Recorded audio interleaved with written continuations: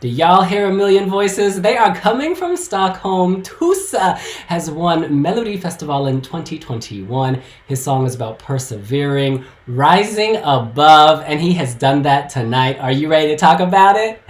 Let's do this.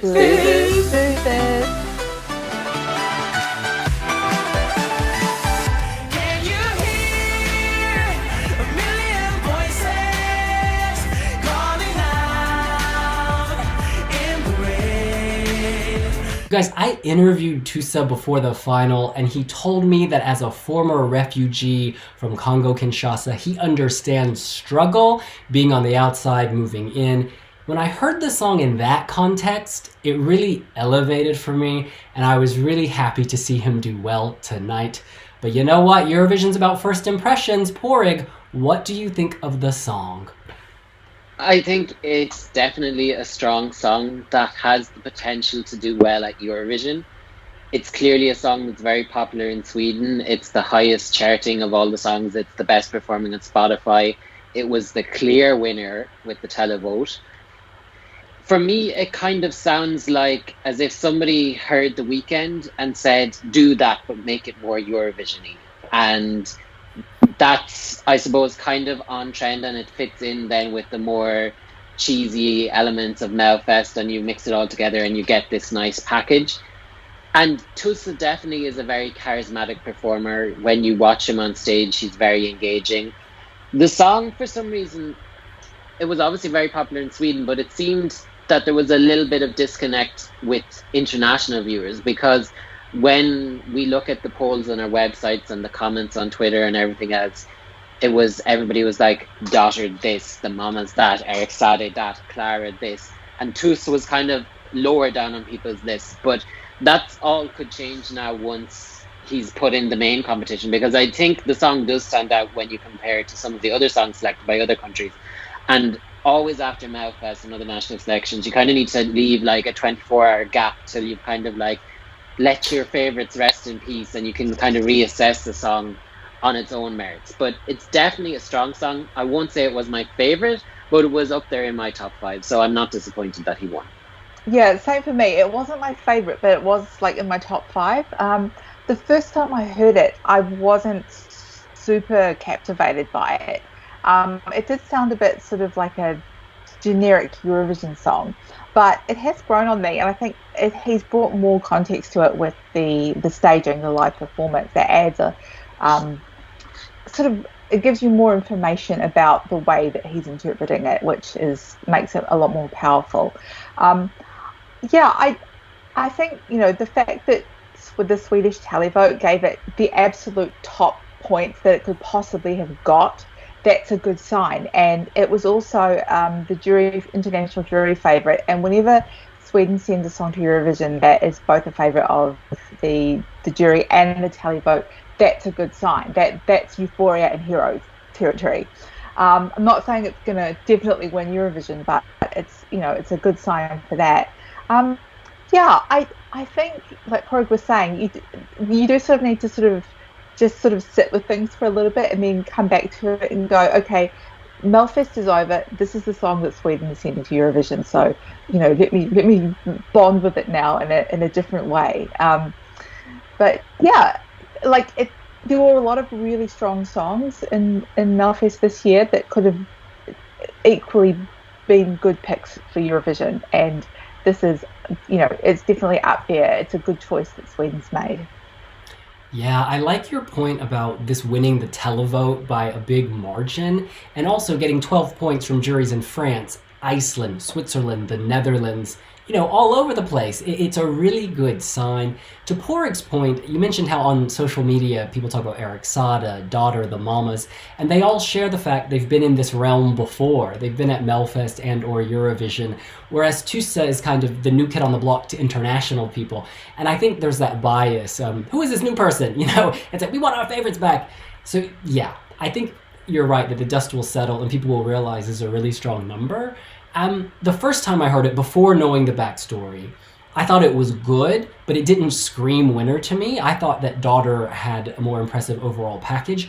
But tonight during the final, Tusse really killed it. The dancing is what stood out to me.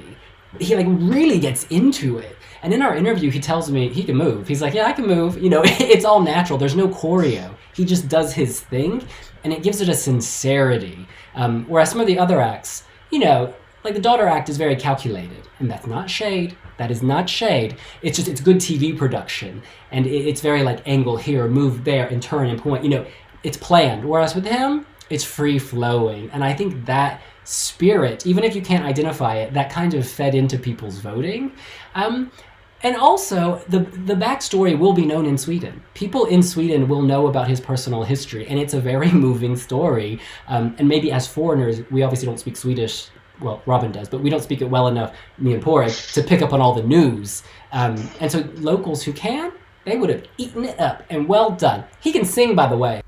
Can stop us now, forget the haters. Get up and live and make it matter. There's more to life, so go ahead and sing it out. Can you hear a million voices calling out in the rain? You know we've got a million choices, so go get out and let it rain. Can you hear them? He can sing. I'm not having no pity party. This is about the song and the style and the flair, the nail polish on his fingers, the kind of, I hate the word bling, but the expensive extravagance of the, is it velour or velvet suit, the gold. I'm into this. But the thing is, I was into the top 4 or 5 songs. So it's Sweden. It's like, yes, there will be feelings hurt and dreams crushed because there's so many good acts that are really well produced. I'm gonna stop talking and Porrig, ask you about your favorite, who you thought deserved to win. I think, firstly, I'm going to look at the mamas, that I think if they had a stronger song, they could have won, because I think the goodwill was there with Sweden. They came second in the televote with a song that I don't think was in the same league as Move last year in terms of mass appeal. It was still a decent song, but I don't think it had that crossover pop radio friendly hit potential to it. And I think that last year overall had a stronger lineup than this year. I think any of last year's top 3 would have won comfortably this year. But aside from the mamas, I liked Daughter was probably the one that stuck in my head the most. Then Eric Saade was the one that reminded me of something that I'd hear on the radio. But I found myself having a soft spot for Clara with a C. I'm going to say Clara with a C because I'm not going to try to pronounce her surname. And that was a song that's really grown on me, and it kind of shows me, like, it shows everyone the importance of having the Anders Johnson round, because when it was first there, I saw her in the semi-final, and I was kind of like, okay, she's going to come 5th, I'm not going to be that sad about it. Then in Anders Johnson, she was up, and I was like, oh no, I really want her to get through. Why have they placed her against Eva and Ewald, the act that everybody's talking about? And then by the time tonight rolled around, she was one of my favourites, and I would have been completely happy if she had won. And she had something that Sweden is often missing, in that she had heart and an authenticity to her song, but it was like an authenticity that was also like had a pop sensibility to it, that it wasn't one of those 7th or 6th place acts that's often in a Melfest semi and they're strumming their guitar and they're as dreary as can be. She had something to her. She had, like, there was something special about her, and I would be very shocked that if not to see her come back in future years, because she's had the crossover appeal, that she's had a hit outside the Melfest circle, and just even her personality, that she's so unassuming. When she got through, she like had a little jump in the air and punched it, like she was completely shocked to get so far herself. And I think she will be very happy with her result tonight as well, because she came 3rd with the televote. Like, she beat Daughter, she beat Eric Saade, which for me is amazing for someone with, like, we're talking about Tusse not having a name with international fans. She didn't even have a name with the local fans, so she's kind of probably a big success story for me. Yeah, same for me. I going into it, her song Behöver, inte, idag was my big favourite. I didn't expect it to win, but I sort of had the suspicion that it would do quite well, and her result 3rd in the televote is the sort of thing I was thinking of. And yeah, I think the fact that she, like, Melfest is known for its really slick staging productions, people coming up with the dances and the lighting and the camera angles, and she's just a girl with a guitar in a sparkly dress and pink hair, and it's like really simple. And the fact that that was all it took, because her song was so strong, she didn't need to put on a fancy show.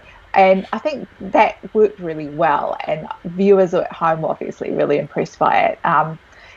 So that was just one of those delightful things that happens in Melfest when you're not expecting it, and there it is. You know, she didn't qualify direct to the final. She had to battle her way through Andrew Johnson, but, you know, she got there and she did really well.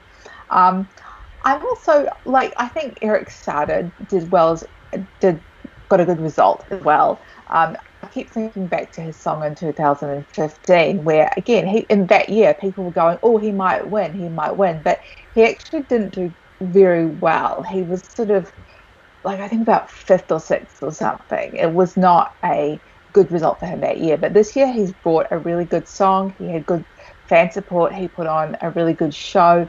I guess the televote result wasn't what a lot of people were expecting, but I think second was a very good result for him. Like what Porrick was saying about the mamas, they did well. They got a good result, but maybe their song wasn't as strong as last year's song. But when Tusse won and they gave him the Songbird trophy, they just looked so happy for him, and he was like going, "Oh, we're not worthy," and they were doing it back to him. It was just this massive love bomb. It was such a nice moment. So, yeah, the whole thing. It's just been a really lovely night. Yeah, the televote from the public, it seems that they're voting for more than just plastic pop. They love this personal honesty, the warmth. Like Clara in third, the Mamas in second, Tusse in first. Like the Mamas song was definitely, of the 3 times they've been in Melodifestivalen, the weakest song for me. However, of all the songs tonight, it had among the biggest heart. It was just so honest and pure and sweet. And it made it better every time you heard it throughout this Melodifestivalen journey. I was just so pleased for them. And Clara and Tusse. Oh yeah, I'm getting all the feels. But I guess what I'm trying to say is if you look at those 3, and then the next 2, Eric Saade and Daughter, those 2, Eric Saade and Daughter, are very much production TV pieces. And if you look at the jury responded more to those production TV pieces, putting Eric second and Daughter third. And like when you're on these juries, it's a lot of TV producers. And so they're looking at things differently than, say, a music industry professional. And granted, yes, they're music people on the juries too. But from that TV perspective, I think you judge it differently than if you're, a televoter at home. You're kind of voting with this as opposed to this. Whereas jurors, they often end up voting with this. So yeah, it's interesting to see the contrast. So that this video is not 45 minutes long, why don't we go around with a free moment, whatever you're thinking about of the results. I'll kick this off by saying Paul Ray doing so poorly, coming last in the televote, and then with the jury coming, did I get that right? Yes, he was last in the televote, and with the jury coming 10th, I thought people would respect this because it's such a beautiful song, but I guess there was a lack of staging, just in plinths. That really surprised me. I think for me, there was kind of a clear top half and a clear bottom half. And for me, the question would be who would come last and who would come first. So I had Paul Ray in the bottom half. I had Anton, Ewald. I had Alvaro. I was surprised actually that Klara with a K did as well as she did. I thought she would be struggling to get into the top half. And then I thought that Arvingarna and Charlotte Perrelli would be in the bottom half purely because they're kind of traditionally the older acts. Are there kind of to give people feel-good spirits, but they're not really there in the competition. They're just there kind of for the show and the spectacle and to give people a smile, but never with the aim of sending them to Eurovision. So I kind of thought that they would be the acts at the bottom, and that's kind of what happened. That this year's Melfest, I thought it wasn't quite as competitive as other years, in that other years you could have maybe nearly every act bar 1 or 2 who you could say beforehand that, oh, they might win, there's a good reason for them to win, whereas I very much had a 50-50 split, and I'm hoping that next year we'll be back on track. I'm hoping that it was just maybe a blip from COVID, because I felt that overall this year's Melodifestivalen was, despite having some very big names and people who had been heavy hitters both in the Swedish music scene and in Melodifestivalen itself, I don't think it lived up to expectations quite so much as previous years. I've been watching now every year since 2014, and I would say that this is my least favorite year in terms of, I still like all the songs, but I'm not going to be playing them again and again. And my main takeaway from Melodifestivalen is that just, I think this is like a little rest year. Do you know the way they've crop rotation and like a field has to be put out to rest every so often, and that this year like it was just like left to do its own thing, and that I hope next year now they'll be back with a bang. Yeah, it's Krista Buchman's final year on Melfest, so I think it was important that it be a good year for him, and it's known that he really wants a third Eurovision win, and I think Tusse has a good chance of being that act for him. So it's a nice thing for him to go out on. I also like the little tribute they did to his sort of career as the Melfest general. It was a nice feeling. I kept thinking about the Philip Kirkorov's extravaganza for the Moldova reveal, and I sort of think what they did at Melfest was a better tribute to the career of someone. You know, it was a lot less self-indulgent and more celebratory. It was a nice feeling, and I sort of agree about, like, when you look at the acts that came sort of down the bottom of the scoreboard, some of them you could really have switched them out with a number of other acts that were in the semi-finals. And you have acts like Danny Saucedo, Charlotte Perrelli.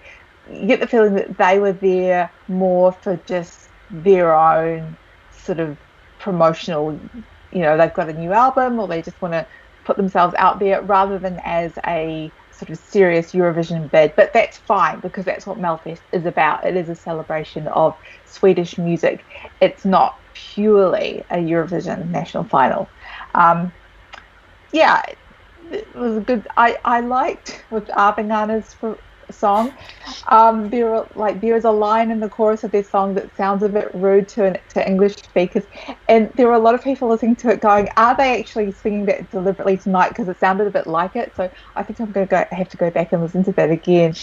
What was it? Yeah, it was a good show, and it's the song's Tänker, inte, idag, and it sounds like take it up the ass. Oh, goodness. Well, speaking of that, so I commented in our private group, they needed to lubricate those joints, because when they were moving, it was the first time I was aware of their age, because it was kind of like the dancing was quite stilted. I enjoyed that a lot, the performance, but it was like, I don't know, they need to like stretch next time so they get back in that flow. They're dad dancers, so you know it is their demographic. Daddy dancers. You can't expect everyone to be busting some Eric Saade kind of moves. Yeah, it's a good grand final. A nice end to the 2021 national final season. Brilliant. I kind of lied. Let's actually do one final comment on Tusse. My comment will be, this isn't a fluke. This is not a fluke. I've been seeing all these comments like, what the hell happened? He won the jury vote is what happened, and he won the televote, that's what happened, and so he won Melodifestivalen, and that's what happened.